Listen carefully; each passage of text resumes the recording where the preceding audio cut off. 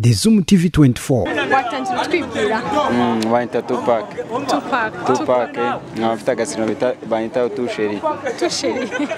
Ako kazina se katurutse. Ako kazina kanje katurutse ku mpamvu z'abantu banyibonagamo kavuga ati bitewe nyine n'impamvu. Bitewe n'impamvu nyine arije bangombwa bukaguhimba kantu bitewe na umwana wakazana. Nose nko ku munsi wa Saint Valentin undi ufite umukunzi? Ndamufite. Umwe? Arenze umwe ari uw'ingenzi naho umuntu agenda abeshe kugira ngo imisi mibive. Nkabangahe se?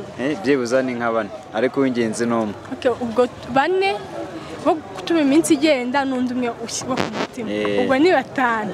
Saba abakunzi bose urumva ku munsi wa Saint Valentin ufite umukunzi akenshi wicara uvuga ati umukunzi hari impano yanteganyirije. Noneho abo bakunzi uko ari batanu ubwo bose baba bateganyirije impano. Byaroroshye.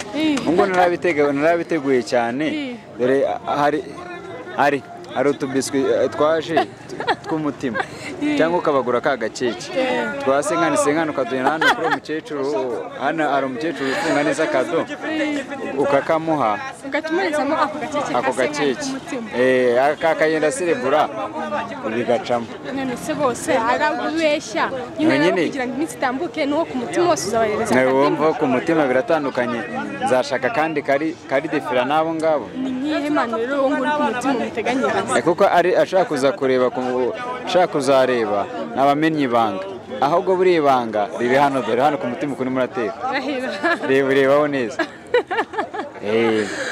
Urakoze cyane. Sasa nitwa Ruca mu kibatsi Nyirate Olivier.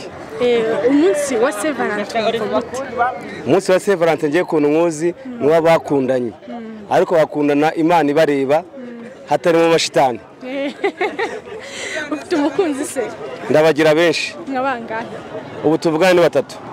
Kuri isi Imana mbyaye gatatu ku isi Imana bagore batandukanye. Ubu se bose hari Imana waba warabateganyirije ku munsi w'ejo w'abakundanye? Irahari. Bose suguza n'ibanga. Bose uzabaha Imana imwe? Ntago ari imwe nkuko batandukanye buri wese akwiye impano ye.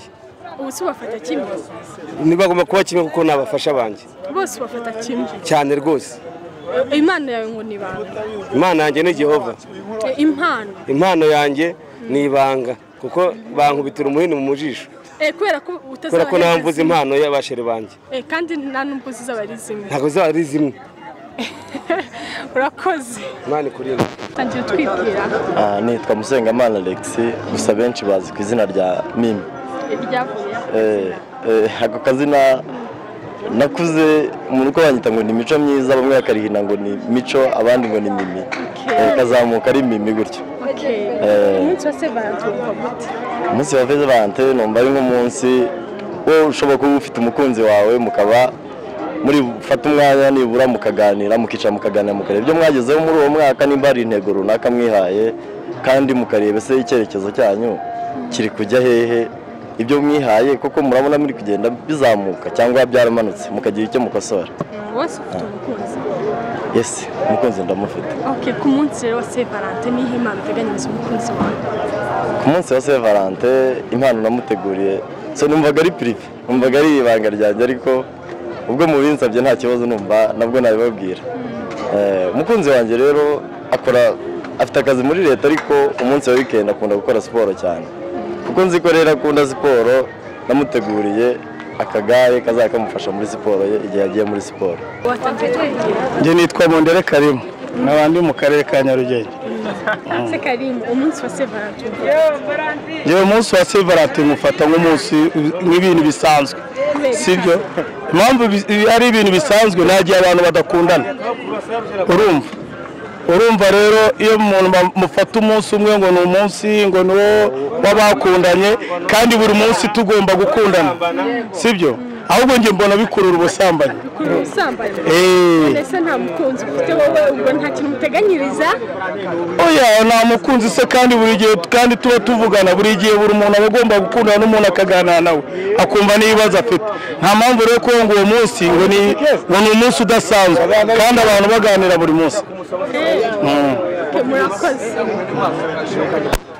watangiye twibwira. Banyita Minani Jean Claude. Minani ni umuntu ufite. Minani ni umwana wa Munani Just. Ni umwana wa Munani. Niho izina Minani niho ryavuye kuko iwacu batugiye turi 10 nyine nje ndi wa Munani.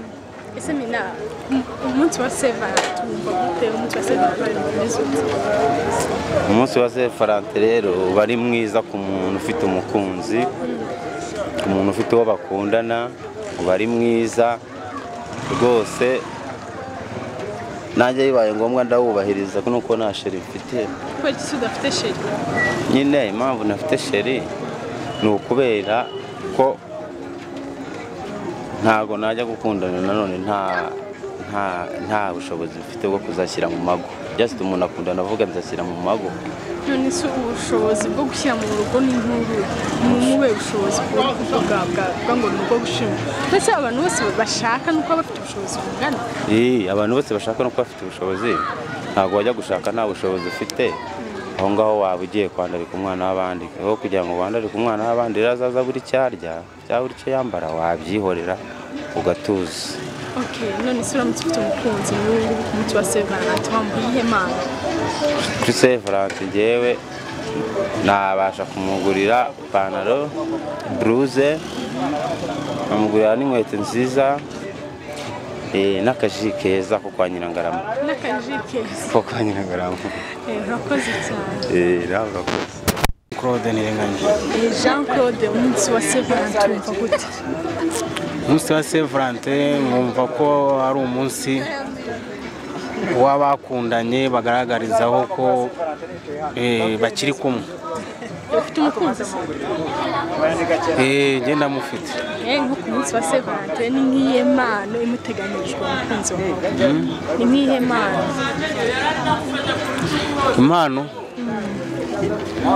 Impano namuteganyirije ni ukumuba hafi tukishimana muri ibyo byishimo.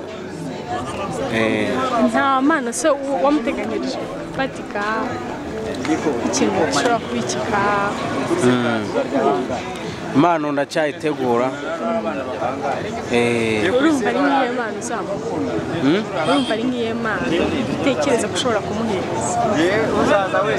Ndacyayiteganya, ntabwo nakubwira ngo ni iyi ngiyi. Nta niyo wagereranya ukavuga ngo iyi ni iki n'iki?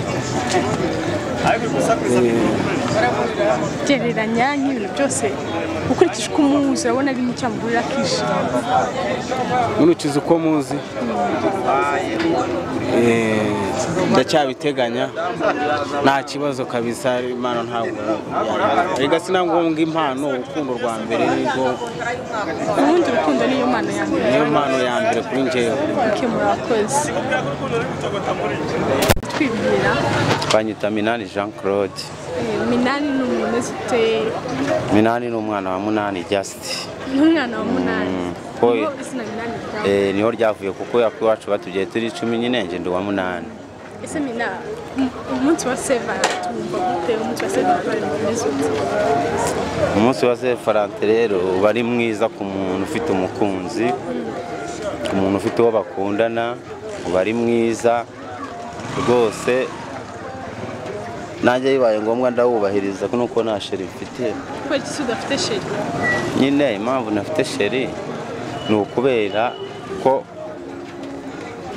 ntago najya gukundana nanone nta bushobozi mfite bwo kuzashyira mu mago. Just umuntu akundana avuga nzashyira mu mago. None se ubushobozi bwo gushyira mu rugo ni nkuru n'umwe ubushobozi bwo kuvuga ngo nuko gushima. Ndetse abantu bose bashaka nuko bafite ubushobozi bungana. Abantu bose bashaka nuko bafite ubushobozi. Ntago wajya gushaka nta bushobozi ufite. Aho ngaho waba ugiye kwandarika umwana w'abandi. Aho kugira ngo wandarike umwana w'abandi razaza buri cyarya, cyangwa buri cyo yambara wabyihorera ugatuza. Okay, none se uramutse ufite umukunzi n'ubu ku munsi wa Saint-Valentin wambaye ihe mana? Kuri Saint-Valentin njyewe nabasha kumugurira ipantaro, blouse, nkamugurira n'inkweto nziza, n'akaji keza ko kwa Nyirangarama. N'akaji keza ko kwa Nyirangarama. Urakoze cyane. Nawe urakoze. Umunsi wa Saint-Valentin, umunsi w'abakunzi. Ni nk'ihe mpano wahereza umukunzi wawe? Umukunzi wawe ukunda. muteganya gushakana se cyangwa atari bya bindi by'urukundo rw'iki gihe ngo urakunda umuntu mushaka kwiryohereza gusa ibyo ngibyo wowe se ufite urumva ari uwo kuryoshya cyangwa no gushaka uwo mfite ubu ntawe ndagira ariko tuvuge wenda ari umukunzi nyamukunzi tubwire noneho muri ubwo buryo bubiri byaba ari uwo kuryoshya cyangwa ari uwo kuzashakana bitubwire bombi nyine ari uwo gushakana icyo wamuhereza ari uwo kuryoshya icyo wamuhereza hari uwo gushaka ufite gahunda yo kumushaka burya umuntu ufitiye urukundo nawe ari gufitiye akantu wamuha kose kamushimisha akagifite kose wabona wamuha wakamuha rwose kakamunezeza no ku giti cyawe se ni nk'akayo wamuha